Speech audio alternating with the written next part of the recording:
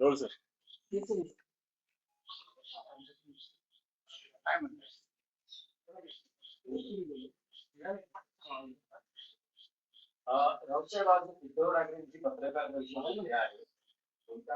अरे पीटीआय लगा के बोल रहे.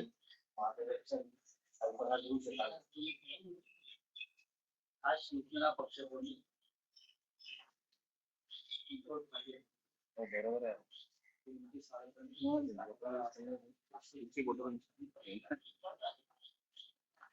राहून दे. राष्ट्रीय विषयावर आहे. आपण बोलूया तुम्हाला येणार का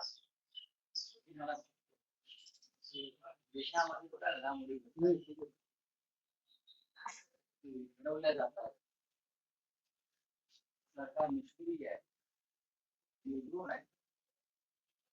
अनेक विषयावरती पक्षप्रमुखांनी बोलावं अशा भूमिका असते. आज एका महत्वाच्या विषयावर काही धक्कादायक आहे का कोणाला आणखी विषय असा होता की उद्धव ठाकरेंच्या 18 तारखेला रामरक्षा आंदोलन नागपुरात आहे. आज सकाळी एक अशी माहिती समोर येते आहे की त्या मंदिर न्यासानं अजूनही परवानगी दिलेली नाही आहे. मुख्यमंत्री देवेंद्र फडणवीस त्या मंदिराचे आजीव सदस्य आणि मंदिर न्यासाचं असं म्हणणं आहे की तिथे कुठल्याही राजकीय आंदोलनाला परवानगी नाही, तरी अद्याप अजून परवानगी मिळालेली नाही. असं आहे, हे रामाचे मालक कोण कधीपासून झाले, कोण कुठल्याही मंदिराविषयी म्हणतो. आम्ही अद्याप परवानगी मागितलेली नाही. मी उद्या नागपुरात जाईन, त्यानंतर हे मंदिरा संदर्भातलं जे काम आहे ते कुठे करायचं. बरं, आम्ही रामरक्षा म्हणणार आहोत ना, आम्ही हनुमान चालीसा म्हणणार आहोत. आता ह्याच्यासाठी जर परवानगी घ्यावी लागत असेल तर हे काय हिंदुत्वाचे कोणी मालक झाले आहेत का? नाही. त्या न्यासाचे अध्यक्ष जरी देवेंद्रजी असले तरी ते रामभक्त आहेत, आजीवन सदस्य आहेत. आणि आम्ही रामाचे आजीवन भक्त आहोत. ते सदस्य आहेत आणि आम्ही सगळे रामाचे आजीवन भक्त आहोत. त्याच्यामुळे मला वाटत नाही की कुठल्याही प्रकारे त्याच्यामध्ये वाद निर्माण होईल. नागपूरमध्ये अनेक राम मंदिरं आहेत किंवा या प्रकारच्या धार्मिक संस्था आहेत. आम्हाला फक्त लोकांना जागरूकता आणायची आहे. या देशामध्ये रामाच्या नावावर काय चाललं आहे आणि आम्ही जे करतो आहे त्याला खरं म्हणजे देवेंद्र फडणवीस यांनी सुद्धा पाठिंबा दिला पाहिजे. कारण ते आजीवन सदस्य आहेत ना, आणि ते करसेवेला गेले होते असं म्हणत आहेत. ज्या रामाच्या करसेवेला ते गेले ते राम मंदिर जर लुटलं जात असेल तर देवेंद्र फडणवीस असतील किंवा त्यांनी निर्माण केलेली राम मंदिरं असतील, त्या सगळ्या पुजाऱ्यांनी भक्तांनी आमच्या आंदोलनात सहभागी व्हावं. मी तर देवेंद्र फडणवीस यांना खुला निमंत्रणच देतो आहे. मग जर ते त्या न्यासाच्या आजीवन सदस्य असतील तर जरूर त्यांनी आमच्या रामरक्षा आंदोलनात सहभागी व्हावं. पण रामसाहेब, कदाचित आक्षेप यासाठी असू शकतो, कोणाला रामरक्षा हनुमान चालीसा म्हणण्यास मनाई नाही. जे जे हिंदुत्ववादी आहेत, जे रामभक्त आहेत ते हे म्हणू शकतात. पण हे आंदोलन एका राजकीय पक्षाकडून होतं आहे. भले आता तुम्ही म्हणाल की आम्ही सगळ्यांना आवाहन करतो आहोत, पण शिवसेना उद्धव बाळासाहेब ठाकरे पक्षाकडून हे आंदोलन होत असल्यानं कदाचित मग त्या न्यासाचा त्याला आक्षेप असू शकतो. इथे पक्षाचा प्रश्न आहे. शिवसेनेनं राम मंदिरासाठी केलेलं आंदोलन चाललं का? शिवसेनेनं किंवा हिंदुहृदय सम्राट बाळासाहेब ठाकरे यांनी अयोध्येत राम मंदिरासाठी जे आंदोलन केलं ते तुम्हाला चाललं. मग तेव्हा का नाही तुम्ही आक्षेप घेतला ते राजकीय पक्षाने घेतलेलं आंदोलन आहे म्हणून किंवा संघर्ष आहे? तेव्हा का नाही केलं? म्हणजे राम मंदिर बाबरीचे घुमट कोसळत असताना ज्यांनी काखा वर केल्या, पळून गेले, ते राम मंदिराचे न्यासाचे सदस्य होतात काय? आणि आम्ही तिथे उभे राहिलो, आम्ही कोर्टाच्या खटल्याला सामोरे गेलो नंतर, आणि तुम्ही आम्हाला विरोध करता. हा कोणता न्याय? हा न्याय म्हणत नाही. हा न्याय रामालाही मान्य नाही. हे का रावणाचं राज्य नाही ना, हे रामराज्य आहे म्हणताय. कुठला राजकीय पक्ष? तिथे शिवसेना पूर्णपणे ताकदीनं त्यावेळेला 1991-92च्या पुढे सगळा काळ जो आहे हा आम्ही होतो. मुंबईमध्ये त्यानंतर ज्या दंगली झाल्या त्यात आम्ही मेलो, आमचे लोक मरण पावले. बॉम्बस्फोटामध्ये 550-600 लोक आमचे लोक मरण पावलेले आहेत. आणि तुम्ही आता आम्हाला विचारताय तुम्ही राजकीय पक्ष आहात म्हणून. असू ना, पण हिंदुत्ववादी आहोत तुमच्यापेक्षा कडवट. तर तुमचे जे काय आता या निमित्तानं तुम्ही एक्सपोज होताय हे लक्षात घ्या. एक फक्त राज्याच्या राजकारणातला विषय हा आहे की त्यांनी फडणवीसांचा उल्लेख केला, तर मध्यंतरी मोदींनी नेहरूंचा विक्रम जो पंतप्रधान पदाच्या काळातला जो कालावधीचा जो विक्रम होता तो मोडला. आता देवेंद्र फडणवीस राज्यात त्या विक्रमाच्या दिशेनं वाटचाल करत आहेत. त्यांनी शरद पवारांना मागे टाकून मुख्यमंत्री पदावर सर्वाधिक काळ राहणारे तिसरे मुख्यमंत्री अशी एक वाटचाल सुरू केली आहे. तर कदाचित लवकरच ते तो नाही करू शकतात. नाही, ह्याला म्हणजे हे कसले विक्रम कोण मोडते मला कळत नाही. पंडित नेहरूंच्या कार्याचा आणि राष्ट्रभक्तीचा विक्रम कोणी मोडू शकलाय का? देश घडवला पंडित नेहरू, देश उभा केला शून्यातून. देश स्वतंत्र झाला तेव्हा इथे एक सुई बनत नव्हती, सुईचा धागा बनत नव्हता. तिथून हा देश नेहरूंनी इथपर्यंत आणला. त्याच्यामुळे नेहरूंनी किती काळ, नेहरूंचे जो दिवस होते ते क्वालिटी वर्क होतं. तसंच महाराष्ट्रामध्ये वसंतराव नाईकांनी हरितक्रांती आणली, वसंतदादा पाटलांनी सहकार क्षेत्रात काम केलं ना. असे अनेकांनी वेगळ्या वेगळ्या पद्धतीने या महाराष्ट्राला योगदान दिलं आहे. शरद पवार साहेबांनी महिला आरक्षणाचा विषय असेल, या राज्यातल्या MIDC उभा करण्यामधला विषय असेल, या राज्यामध्ये गुंतवणूक बरं का उद्योग आणण्यातला विषय असेल, हे अनेक मोठे मोठे प्रकल्प त्यांनी राबवून इथे मुंबई किंवा महाराष्ट्राला ताकद दिली शेतकऱ्यांना. देवेंद्र फडणवीस असं काय सांगू शकतील का ठामपणे? लाडकी बहीण योजना त्यांनी आणली, ती फक्त मतं विकत घ्यायला आणली ना. म्हणजे जे आमच्या एका कार्यक्रमात नितीन चंदनशिवे म्हणाले की देवेंद्रचं देवाभाऊ करायला 1500 रुपये वाटावे लागले सरकारचे, त्यात 82 लाख बोगस. आता 92 लाखापर्यंत 92 झाले ना. हे 92 लाख ज्या बोगस लाभार्थींना पैसे दिल्याची वसुली कोणी करायची?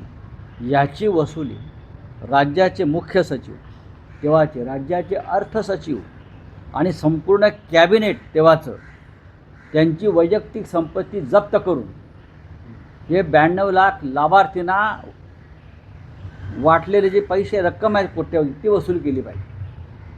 राज्याचे तेव्हाचे मुख्य सचिव, अर्थ सचिव, महिला बाल कल्याण खात्याचे सचिव आणि तेव्हाच्या मुख्यमंत्र्यांसह संपूर्ण कॅबिनेट ज्याने याला मंजुरी दिली, त्या बोगस लाभार्थींना 92 लाख म्हणजे 1 कोटी त्यांच्या वैयक्तिक संपत्ती जप्त करून हे पैसे सरकारी तिजोरीत भरणं गरजेचं आहे. नाही, पण जशी ही संख्या घटते आहे, अनेकांना अपात्र केलं जात आहे, तुम्हाला असं वाटतं का की पुढच्या काळात ही योजना गुंडाळली जाईल? कारण टॅक्सचे पण ताशेरे बघा, हे आता काही कारणं देतील, टॅक्सचे ताशेरे, मग कोणीतरी कोर्टात जाईल, कोर्ट त्याला स्थगिती देईल, या माध्यमातून ती योजना बंद केली जाईल. नाही, पण या आधीचं या निवडणुकीतलं आश्वासन होतं 1,500 मग करा ना. अडवलंय कोणी? करत का नाही? कर्जमाफी केली नाही त्यांनी अजून धडपणे, करावी ना. 1500चे 2100 करताय तर करा ना. अडवलंय कोणी तुम्हाला? संदर्भात ते म्हणतात की 15 दिवस अजून वाट पाहावी लागेल, काही निकषांमध्ये बदल केला जाईल. ठीक आहे, पाहू ना कधी करतात, पाहू. नाही, पण नवशेत त्याच कर्जमाफीचं शरद पवारांनी कौतुक केलं, मुख्यमंत्र्यांचं कौतुक केलं. सरसकट 2 लाखापर्यंतची कर्जमाफी फडणवीसांनी जाहीर केली आहे. शरद पवार दिवसेंदिवस निष्पक्ष होत चाललेले आहेत. पवार साहेब सगळ्यांचे आहेत, ते तटस्थ भूमिका सध्या बजावत आहेत. काय कारण असू शकतं? आमचे मार्गदर्शक आहेत, ते पवार साहेबांचे मार्गदर्शक आहेत. सगळ्यांना घेऊन ते पुढे चाललेले आहेत. नाही, पण महाविकास आघाडीतून बाहेर पडण्याची अजिबात ही नाही. सुरुवात आहे का? माननीय पवारसाहेब हे महाविकास आघाडीला कधीही सोडून वेगळा विचार करणार नाहीत. त्यांची विचारधारा ही वेगळ्या पद्धतीची आहे. तुम्ही म्हणते सोबत घेऊन चालले आहे म्हणजे नाही, सगळ्या अख्खा महाराष्ट्र घेऊन चालले आहेत ते सोबत, असं म्हणतोय. भविष्यात काही होईल तर अजिबात काही होणार नाही. फेरफार अजिबात होणार नाही. माननीय अजिबात होणार नाही. अजिबात नाही. देवेंद्र फडणवीस दिल्लीत गेले ते इथे बावनकुळे मुख्यमंत्री होते. मी परत सांगतो. त्या बावनकुळेंनी काही संपर्क किंवा काही तुमच्याकडे काही भावना व्यक्त केल्या का? कशाला त्यांना अडचणीत आणताय? तुम्ही का त्यांना चांगला माणूस आहे तो, कशाला चांगल्या माणसाला अडचणीत आणताय? असं अडचणीत आणू नका. आमच्या सगळ्यांच्या सद्भावना त्यांच्याबरोबर आहेत. सद्भावना आहे. त्या सद्भावना तशाच राहू द्या. बोलिये. सोनम वांगचूक 16वा दिवस आहे आंदोलनाचा. अरविंद सावंत आपल्या पक्षाचे समर्थन द्यायला गेले होते. अजूनही त्यांच्या आंदोलनाकडे पाहिलं त्याचा अण्णा हजारे जेव्हा उपोषणाला बसले होते 1992 साली, 2004 साली मला वाटतं, 2012. बारा. हा, केंद्रामध्ये. जंतर मंतर. तेव्हा अण्णा हजारे 11 दिवस उपोषणाला बसले होते आणि भारतीय जनता पक्ष विरोधी पक्षात होता. आणि भारतीय जनता पक्षानं अण्णा हजारेंच्या उपोषणाला पाठिंबा दिला होता. अण्णा हजारे हे जनलोकपाल किंवा भ्रष्टाचार विरोधी कायदे या संदर्भात माहितीचा अधिकार असे विविध कारणासाठी बसले. मनमोहन सिंग प्रधानमंत्री होते. असा एकही दिवस गेला नाही मनमोहन सिंग सरकारचा की मोठ्या नेत्याच्या नेतृत्वाखाली डेलिगेशन जाऊन अण्णांना भेटलं नाही. केंद्रीय मंत्री विलासराव देशमुख यांच्यावर ते विशेष जबाबदारी होती. आम्ही होतो विलासरावांबरोबर तेव्हा दिल्लीमध्ये. शिवसेना प्रमुख बाळासाहेब ठाकरे यांनी आवाहन केलं. मीच ते पत्र घेऊन गेलो होतो की अण्णा उपोषण सोडा, आपण चर्चा करू सगळ्यांनी. ते सरकार काय करतं? सोनम वांगचूक हा साधा माणूस नाही आहे. आज आमच्या अग्रलेखातून आम्ही अण्णांना आवाहन केलं. आपण पाहिलं असेल की दिल्लीला जा. सोनम वांगचूक हा 14-15 दिवस झाले कोसळून पडलेला आहे शरीराने. त्याचं डोकं मांडीवर घ्या आणि तुम्ही उपोषणाची घोषणा करा. तरुणांनी रस्त्यावर यावं. सरकारला सोनम वांगचूकचा बळी हवा आहे. त्यांना लढणारे लोक नको आहेत. ज्यांना तुरुंगात टाकता येत नाही त्यांना ते अशा प्रकारे मारू इच्छित आहेत. ही या सरकारची नियत आहे. आज तुम्ही सगळे पत्रकार परिषदेसाठी या, तुम्हाला या प्रश्नांची उत्तरं मिळतील. बोलिए. सोनम वांगचूक को 16 दिन हो गए, हाँ, अनशन पर बैठे हैं. कहाँ है सरकार? क्या वो सोनम वांगचूक का जान लेना चाहती है? सोनम वांगचूक असाधारण व्यक्ति है. सोनम वांगचूक एक बहुत बड़े पर्यावरणवादी है, शिक्षण तज्ञ है, पद्मश्री है. हाँ, और क्यों अनशन को बैठे हैं?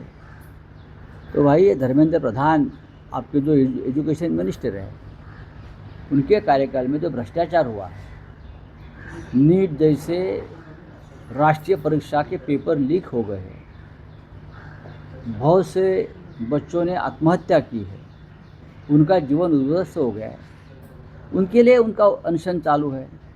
कोई ना कोई सरकार की तरफ से आकर उनसे बातचीत तो करनी चाहिए. मोदी जी विदेश भर में घूम रहे हैं, लेकिन वांगचूक के बारे में सोचने के लिए उनके पास वक्त नहीं है. ये बहुत ही गंभीर बात है और बहुत ही अमानुष है. अन्ना हजारे कहाँ बैठे हैं? अन्ना हजारे 11 दिन तक अनशन वहाँ 2012 में किया था. हम सब लोग वहाँ गए थे. सरकार के तरफ से लोग आए थे. विलासराव देशमुख लीड कर रहे थे. अब जिम्मेदारी अन्ना हजारे की भी है ना कि दिल्ली में जाकर सोनम वांगचूक को समर्थन दे. ये अन्ना जी की भी जिम्मेदारी है. सर, संसद समिति ने एक सिफारिश की है कि 30 दिन का नियमन नहीं, उनका निलंबन अभी वो कर हम दीजिए. जाएंगे, अभी हम दिल्ली में जाएंगे, वो सब पढ़ लेंगे, उसके ऊपर हम बाद में चर्चा करेंगे.